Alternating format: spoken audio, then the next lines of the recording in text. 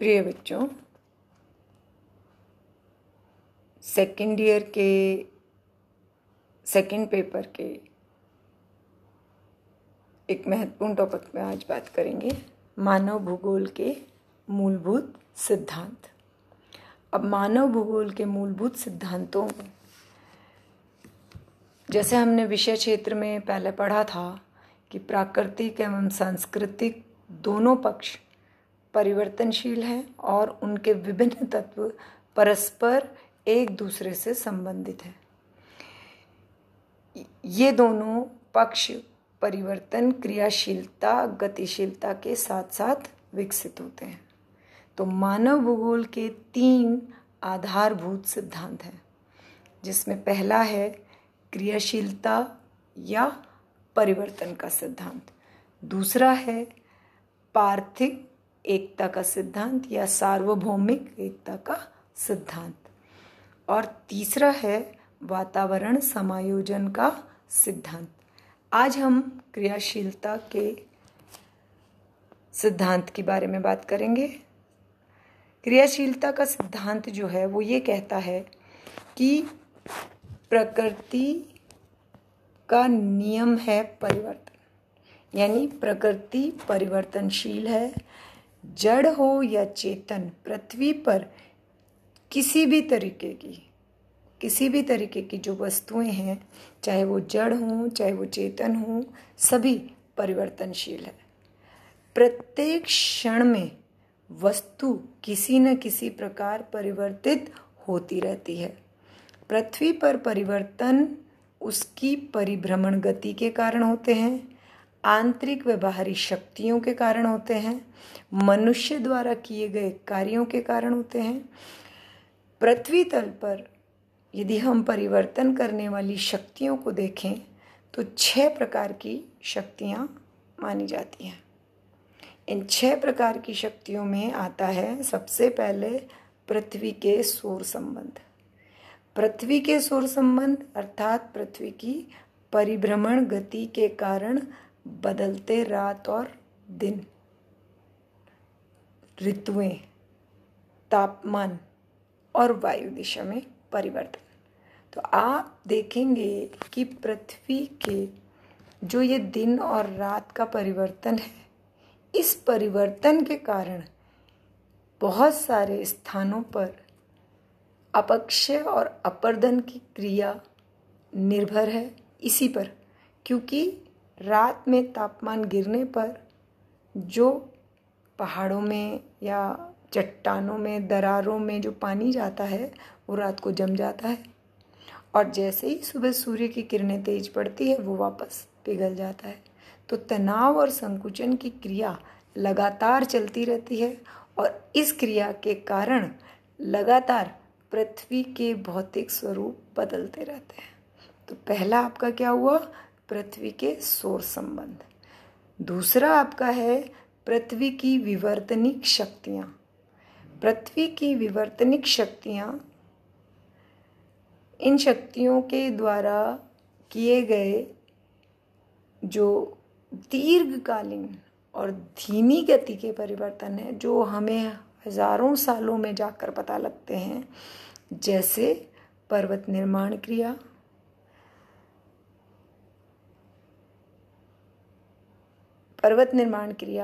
एक बहुत धीमी गति से चलने वाला प्रोसेस है। ये आपने फर्स्ट ईयर में थोड़ा बहुत इसके बारे में पढ़ा भी होगा। थोड़ा सा हम शॉर्ट में बताते हैं कि जब भी कहीं पर्वत का पठार का उत्थान होता है तो वहाँ अपर्दन कारक उसको ऊपर से कटिंग उसकी चालू कर देते हैं, यानी अपर्दन करना उसको शुरू कर देते हैं। अब जब अपर्दन होगा तो कुछ मटेरियल वहाँ से हटेगा, कुछ पदार्थ, कुछ मलबा वहाँ से हटेगा। अब उस मलबे को अपने साधनों से, जैसे वायु के द्वारा परिवहित होकर, प्रवाहित जल के द्वारा परिवहित होकर, वो मलबा उड़कर या बहकर नीचे आएगा। नीचे वो प्रवाहित जल के द्वारा यदि चल रहा है तो जाके समुद्र में मिल जाएगा, और वायु के द्वारा भी है, तो जहाँ भी अवरोध मिलेगा वहाँ वो अपना मलबा जमा कर देगा। तो ये जो मलबा नीचे आकर जो लगातार जमा होता जाएगा गड्ढों में, समुद्र में, तो ये फिर से एक ऐसी दबाव क्रिया नीचे शुरू कर देगा कि जिससे लंबे अंतराल के बाद वो गड्ढे जो हैं उनमें नीचे आंतरिक शक्तियाँ कार्य करेंगी और फिर से कोई उत्थान होगा। ये क्रिया दीर्घकालीन है, निरंतर चलने वाली क्रिया है, हमें अपनी आँखों से देखने में नहीं मिलेगी। दूसरी अचानक होने वाली क्रियाओं में क्या आता है? भूकंप, ज्वालामुखी, जो अचानक से फटते हैं, अचानक से कंपन होता है। अब अचानक भी जो होता है उसमें हम लोगों को बहुत सारे परिवर्तन देखने को मिलते हैं। जैसे ज्वालामुखी जब फटता है तो आसपास के एरिया में विध्वंस हो जाता है, लेकिन उसके पश्चात जो लावा निकलकर वहाँ जमा होता है वो बहुत सारे खनिज, बहुत उपजाऊ मृदा, बहुत सारे गैसीय पदार्थ हमको उपलब्ध करवाता है। तो दोनों ही है कि विध्वंस भी होता है और रचना भी होती है, परिवर्तन दोनों में हो रहा है। तो यहाँ पर दूसरा हुआ पृथ्वी की विवर्तनिक शक्तियों के द्वारा परिवर्तन होता रहता है। तीसरी है सौर्य शक्ति, सूर्य की किरणें। अब सौर्य शक्ति आपकी क्या है? जैसे गर्मी, ओस, पाला, हिमपात, आपका बादल बनना, आंधियाँ, तूफान, ये सारे जितने भी आपके कार्य हैं सब सूर्य के ऊपर निर्भर करते हैं, सूर्य की किरणों पर निर्भर करते हैं। सौर्य शक्ति के द्वारा वनस्पति, पशुओं व मनुष्यों को जीवन की ऊर्जा प्राप्त होती है। यानी हमें जीने के लिए सूर्य की किरणों का, हमारे जीवन में सूर्य की किरणें बहुत महत्वपूर्ण हैं। तो सूर्य की किरणों का होना बहुत आवश्यक है हमारे जीवन में, क्योंकि सूर्य की किरणें नहीं होंगी तो हमारी जो ऊर्जा है, शक्ति है कार्य करने की, वो बहुत अधिक घट जाएगी। अब इसको एग्जाम्पल कैसे ले सकते हैं कि आप देखिए, शीतकाल में जब सूर्य की किरणें हमारी पृथ्वी के उत्तरी गोलार्ध में तिरछी पड़ रही होती हैं और शीतकाल होता है, उस समय जब सूर्योदय देर से होता है और कभी कभी कोहरे के कारण सूर्य के दर्शन हमें 11-11, 12-12 बजे तक नहीं होते हैं, तो हमारी जो दिनचर्या है वो बिल्कुल बदल जाती है। हम ज़्यादा से ज़्यादा कोशिश करते हैं कि हमें कोई काम, बहुत अधिक कार्य ना करना पड़े। शीतकाल में सर्दी ऋतु के कारण हमारे हाथ पांव में जो ऊर्जा हमें सूर्य से की किरणों से मिलती है वो हमें प्राप्त नहीं होने के कारण हम थोड़े से सुस्त हो जाते हैं और कोशिश करते हैं कि हम कम से कम कार्य करें और जल्दी से अपने घर की तरफ प्रस्थान करें। नेक्स्ट है आपका गुरुत्वाकर्षण शक्ति। गुरुत्वाकर्षण शक्ति के द्वारा हर पदार्थ को अपनी तरफ खींचने की प्रवृत्ति होती है। गुरुत्वाकर्षण शक्ति का मतलब क्या है कि पृथ्वी जो है वो हर वस्तु को अपनी ओर खींचने का प्रयास करती है। अब जब ऐसा प्रयास होता है तो आप देखिए कि क्या होगा, सबसे ज़्यादा हमें कहाँ दिखाई देती है गुरुत्वाकर्षण का प्रभाव? वो सामुद्रिक जल में, जब वहाँ ज्वार भाटा उत्पन्न होते हैं, जब चंद्रमा की और पृथ्वी की सामूहिक रूप से गुरुत्वाकर्षण शक्ति समुद्र पे लगती है तो दीर्घ ज्वार, बड़े ज्वार, और प्रतिदिन तो लघु ज्वार तो आते ही हैं, तो लघु ज्वार और भाटा यानी पानी का ऊपर की ओर चढ़ना और उतरना, ये गुरुत्वाकर्षण शक्ति का एक महत्वपूर्ण उदाहरण है। मनुष्य के जीवन को सबसे ज़्यादा आवश्यक क्या है? ऑक्सीजन। और ऑक्सीजन का घेरा हमारी पृथ्वी के इर्द गिर्द गुरुत्वाकर्षण शक्ति के कारण ही टिका हुआ है। क्योंकि अगर पृथ्वी की में गुरुत्वाकर्षण शक्ति उस ऑक्सीजन को हमारे पृथ्वी के आसपास आकर्षित करके नहीं रखेगी तो मनुष्य का जीवन समाप्त हो जाएगा। तो दो बहुत महत्वपूर्ण चीज़ें हो गई हैं गुरुत्वाकर्षण शक्ति के कारण। और ये परिवर्तन भी, ये गुरुत्वाकर्षण शक्ति, आप सोच के देखिए कि अगर गुरुत्वाकर्षण शक्ति के कारण ऑक्सीजन नहीं होती तो क्या हमारा जीवन या हमारी जिस तरह से दिनचर्या जीवन में ऑक्सीजन के बिना चल जाती, नहीं चलती। तो इसको आप समझिए कि गुरुत्वाकर्षण शक्ति भी हमारे लिए बहुत अधिक आवश्यक है। पांचवा आपका आता है जैविक शक्तियाँ। अब जैविक शक्तियों में क्या होगा कि आपकी वनस्पति मृदा को अपरदित होने से बचाती भी है और वनस्पति के कारण मृदा अपरदन होता भी है। दोनों चीज़ें कैसे होती है कि वनस्पति हम जहाँ भी लगाते हैं उसके आसपास की मृदा को वनस्पति अपने जड़ों के द्वारा बांध लेती है। लेकिन जब भी उस पेड़ का जीवन पूरा हो जाता है या बाढ़ की वजह से या कोई अन्य आंतरिक हलचल के कारण वह पेड़ अपना स्थान छोड़ता है तो वो बहुत बड़ी और अधिक स्थान की मृदा को अपने साथ लेकर गिरता है। चट्टानी भाग में दरारें तक, उसकी जब जड़ें उखड़ती हैं तो चट्टानों में दरारें तक पड़ जाती हैं। तो वनस्पति केवल मृदा को रोकने का कार्य ही नहीं करती, वो मृदा को अपरदन करने का कार्य भी करती है। दूसरा, जैसे अब आपको मैं इसको पढ़कर ही बता देती हूँ कि जैविक शक्तियों में वनस्पति जो मृदा अपरदन बढ़ाती है, शैलों पर आवरण के रूप में विस्तृत रहती है। वनस्पति की जड़ें नरम शैलों के में दरार उत्पन्न करती हैं और उनको चटका देती हैं। जीव जंतु भी मृदा अपरदन में बहुत महत्वपूर्ण कारक का काम करते हैं। ये अपने लिए जो छोटे छोटे जीव होते हैं जैसे चूहे, सांप, ये बिल बनाते हैं तो हमारी सारी चट्टानों को, मृदा को कमज़ोर कर देते हैं, खोखला कर देते हैं उस स्थान पर से। छोटे छोटे कीड़े होते हैं जो कि बहुत अधिक किस्मों के हैं। जो कृषक हैं वो लगातार देखते होंगे तो वो सारे कीड़े आप देखिएगा कि पृथ्वी में छोटे वो भुरभुरी सी मिट्टी को, लगातार मिट्टी को भुरभुरी कर देते हैं और उसके कारण से क्या होता है कि मृदा का अपरदन बहुत अधिक होता है। अंतिम जो शक्ति है वो आती है मानव शक्ति।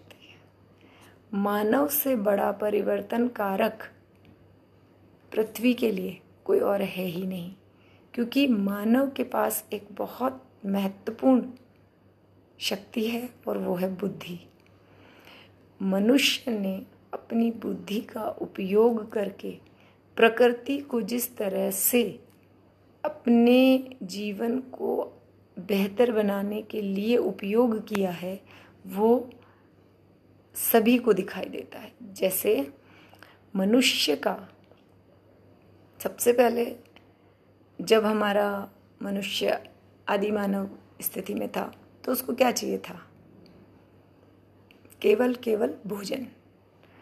अब जब उसको भोजन मिलने लगा, कच्चा मांस, जीव जंतु मारकर खाना, ये उसकी दिनचर्या थी। जब उसे समझ आया कि इसके अलावा भी मैं कुछ कर सकता हूँ, जैसे मैं वस्त्र पहन सकता हूँ, तो उसने अपने लिए वस्त्रों का निर्माण करना शुरू किया। और वस्त्र कैसे बनाए? पहले उसने पत्तों के बनाए, फिर धीरे धीरे उसको समझ आई कि मुझे अपने रहने के लिए एक स्थान भी चाहिए जो सिर्फ मेरा हो। तो फिर आया आवास। और ये तीनों चीज़ें मैं अध्ययन क्षेत्र में आपको बता चुकी हूँ कि मनुष्य को भौतिक 3 महत्वपूर्ण भौतिक आवश्यकताएं हैं उसकी: रोटी, कपड़ा और मकान।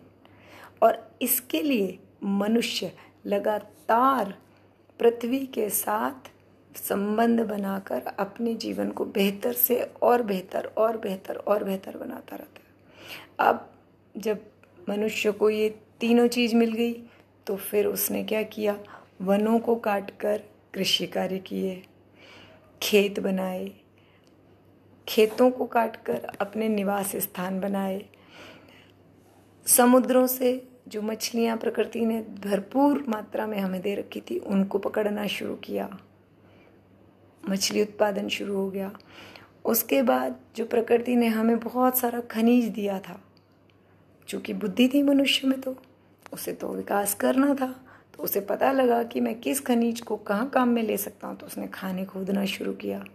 उसके बाद उसने नहरें बनाई, सड़कें बनाई, सुरंगें बनाई, बहुत सारे जीव जंतुओं का मूल स्थान परिवर्तित किया, एक स्थान से दूसरे स्थान पर ले जाकर उनको प्रत्यारोपित किया।